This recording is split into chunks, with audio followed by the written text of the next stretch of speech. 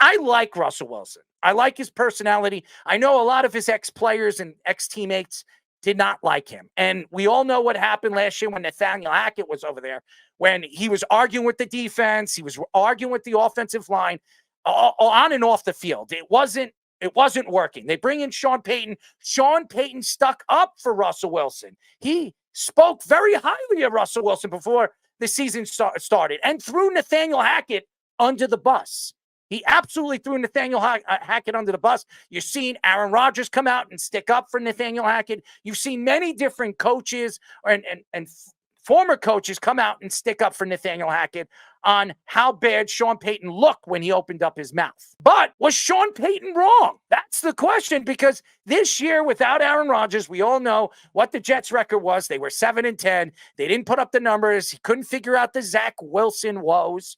By the way, the Jets told him to reach out to other teams. They've given him permission to reach out to other teams. Nobody's going to reach out to him. He has a better chance of making a CFL team than he does as an NFL player. That's just my opinion. Not according to Wes. He says he'll take every CFL quarterback over Zach Wilson. So there you go. So he might not even be looked at by any CFL team anyways. But looking at the Broncos going into the offseason, there's a lot of questions. Sean Payton wants to put a stamp to this team, and he wants to put his stamp to this team.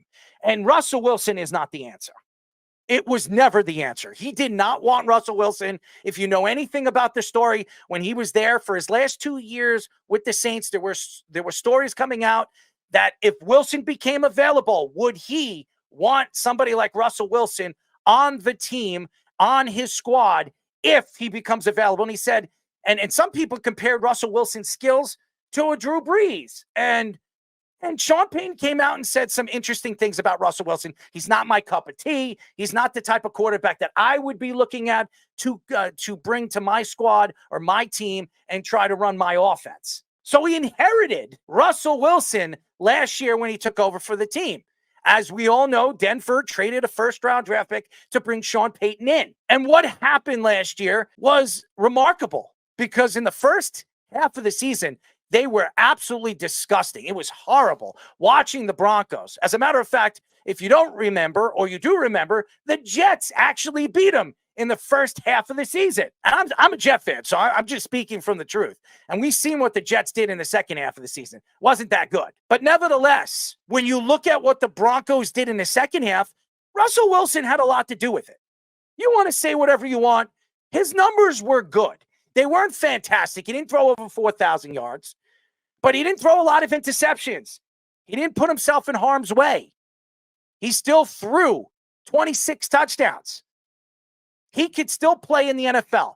Is he a starter in the NFL? And I know Sean has his own opinion towards it, but I will say this.